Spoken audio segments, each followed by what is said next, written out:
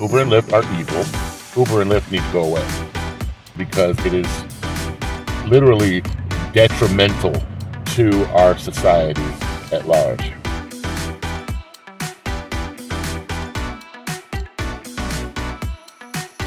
Hi everybody, this is Byron. I'm also aka Ferron Wiley, host of the Worth Wiley Show.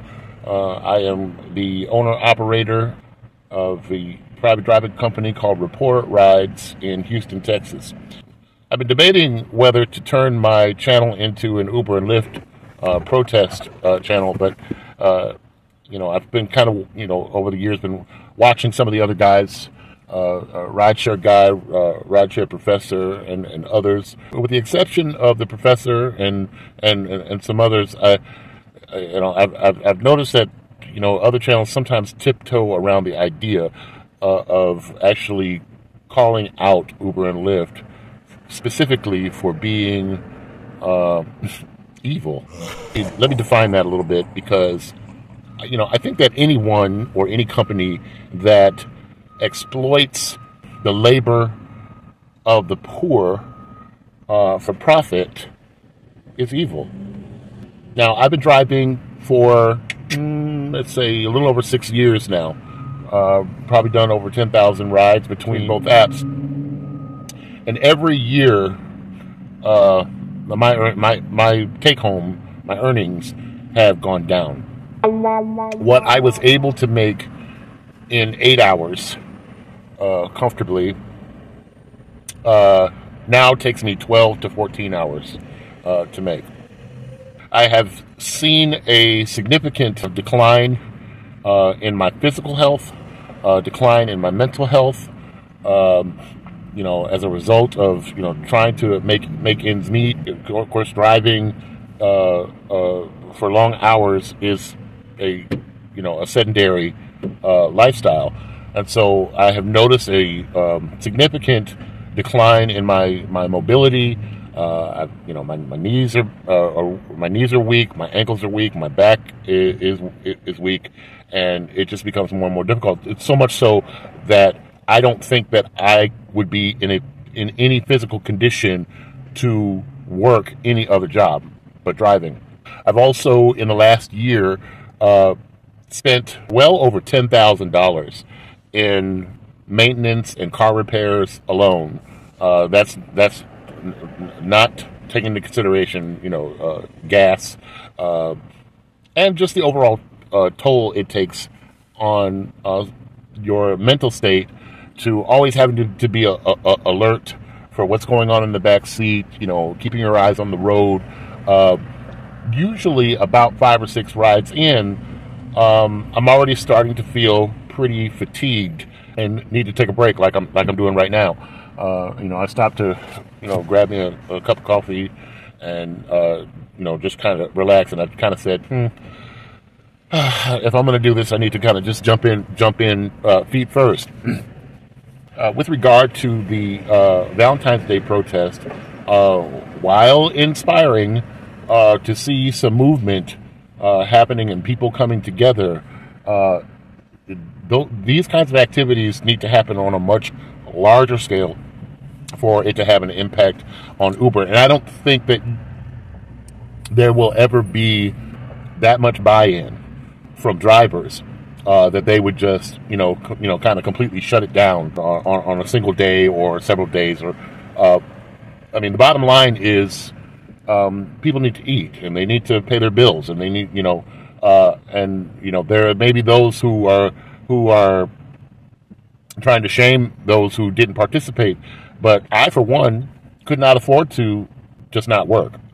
And so I kind of split the day. I tried to work during the day and then, not work during the Valentine's Day hours, when people were going out and whatnot, and tried to participate in the strike that way. But overall, there has to be an overwhelming numbers to participate for that to have a significant impact. So I'm saying that to say this.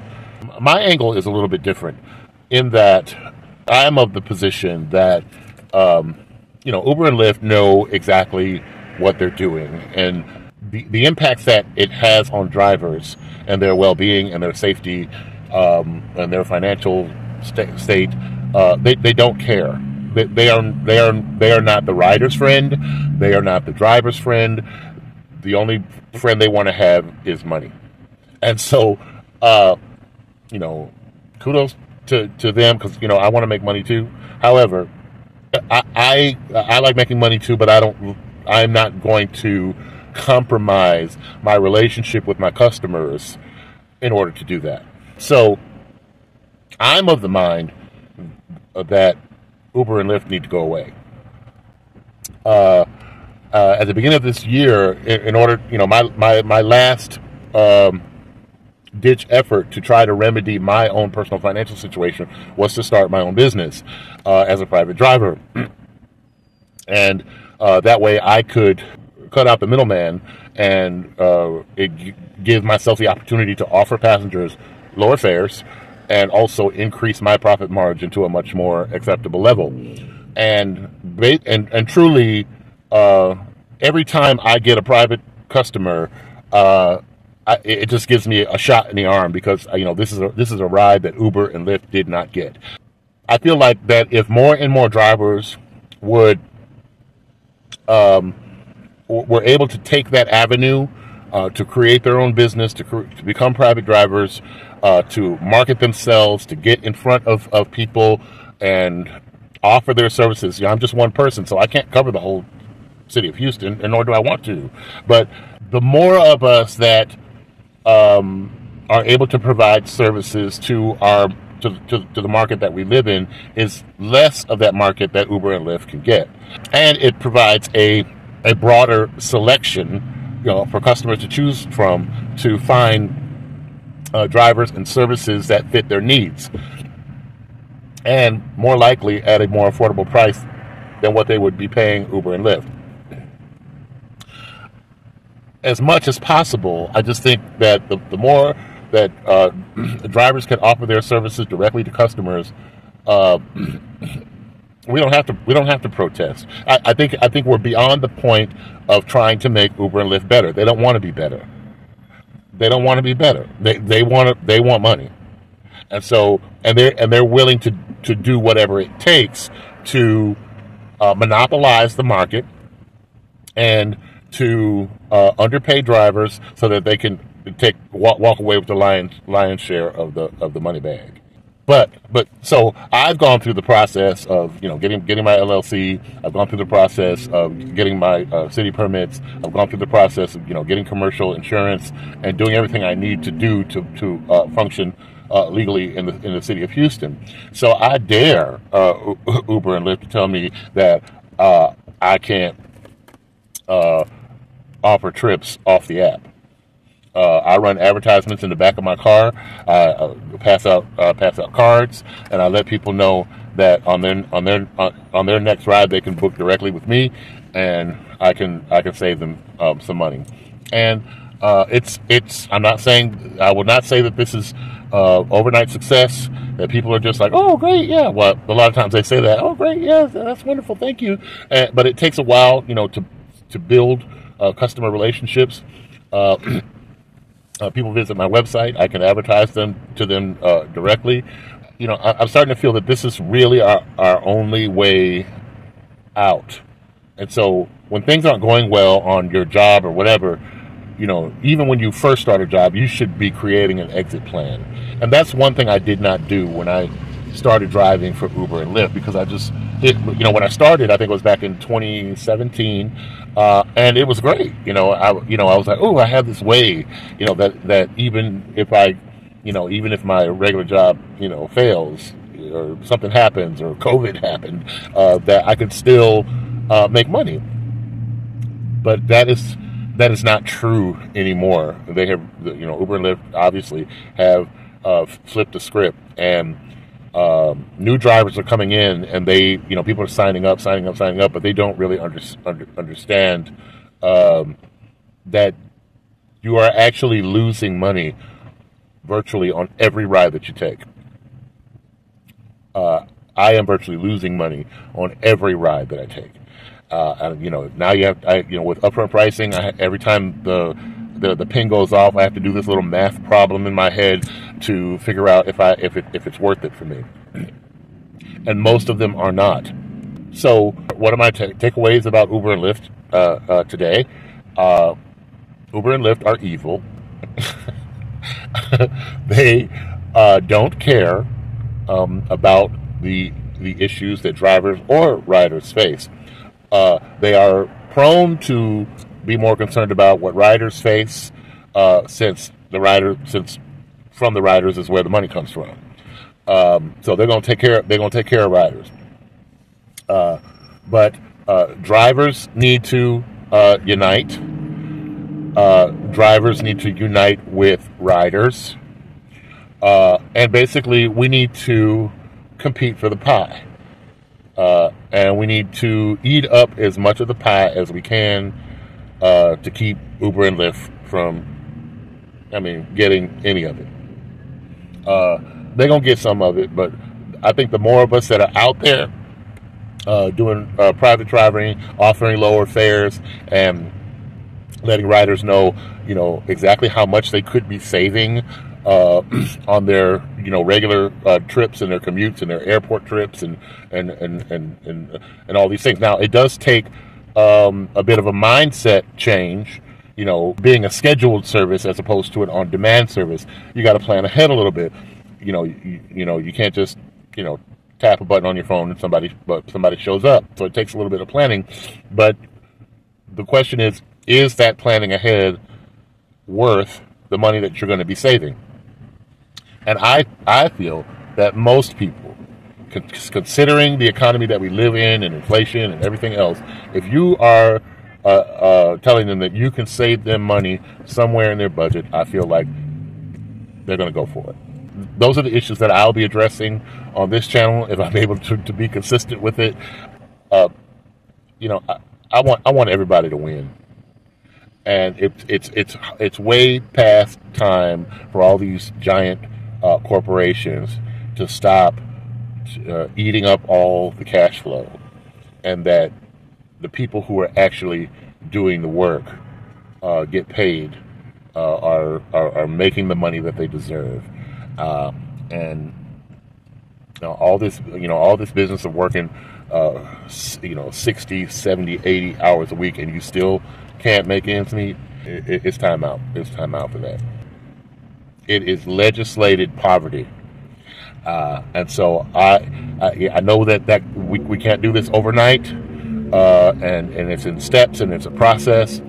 But as many drivers as if you see this video, a lot of drivers I know may not have the financial resources to start a business, or get an LLC or do all those things, but I can help walk you through the process that I took. I can encourage you, but I think every driver out there needs to become a private driver and offer their services within the market that they're in. Secondly, riders, take the initiative and perhaps even ask your driver the next time you take an Uber and Lyft if they offer any private driver services, or if they have considered becoming a private driver. Express your dissatisfaction with the exorbitant fees that are being that you're being charged by Uber and Lyft. Express that to Uber and Lyft, and let them know that you're looking for other options, because you're not going to be able to do this anymore. But anyway, if you're in Houston, Rapport Rides, which is the company for which I own and operate, can save you almost up to 45% on your fares. I actually have rates that actually go down during rush hour to compensate for the time and to compensate for traffic. We offer senior discounts. We offer senior rush hour discounts. Yeah, just for example, I took a guy from Manville, Texas to George Bush Airport. It was about, I would say about a 40-minute ride, maybe 39 minutes, something like that. Uber was charging him $60 for that trip. It was about 4 o'clock in the morning. And after, so it's early morning, so not a lot of traffic. I picked him up, traveled to Bush Airport, ran my meter, and my fare came out to like 32 and some change. So almost half of what he would have paid Uber, he paid me, and all of the fare went to me. So, and I probably with Uber would have gotten maybe $26, $27 out of that 60. So, excuse me. So yeah, that would have that was a complete win-win for both the passenger and the driver. And so keep in mind that when you obviously with any business, when you cut out the middleman, it provides you an opportunity to offer lower fares to your passengers and increase your profit margin to a much more acceptable level. And I think that the more of us that are able to do this, then and we just kind of eat up the market, and people start beginning to select the companies that they want to work with on a personal basis. That's just the less customers that Uber and Lyft will have, and eventually they'll just have to go away. Which, from my view, is great. They can go away. Because honestly, it's just unfortunate that, this whole rideshare thing that started with Uber and then Lyft came along, it was just this amazing, brilliant thing that, revolutionized the entire, labor economy. And it's just sad to me that, it has to come to this, and it has to, that like with a lot of things, it has become overrun with greed. It just sucks. It just sucks. And so now this thing that was so great and so helpful, now it becomes this beast that we have to fight. And I'm 55 going on 56. I don't have a whole lot of fight left in me, and I think Uber and Lyft are counting on that. But and so this is me with my 2 cents for the Worth Wiley Show. I'm not sure if I'm gonna rename this or not, but I need to get out here and add my voice to the chorus. Stop using Uber and Lyft. Just stop using it. Stop using it. Drivers, stop using it. Riders, stop using it, because it is literally detrimental to our society at large. If any of my efforts result in Uber and Lyft going away, I will feel that I have done my piece of good in the world. So that's what I have to say for now. I'll probably be back to share more highlights and headlines and sharing tips for drivers to move toward becoming private drivers and independent companies for themselves, so we can just go on and eat up the market. Let's get it done. All right. Thanks for listening, and I'll be back, and I'll see you soon.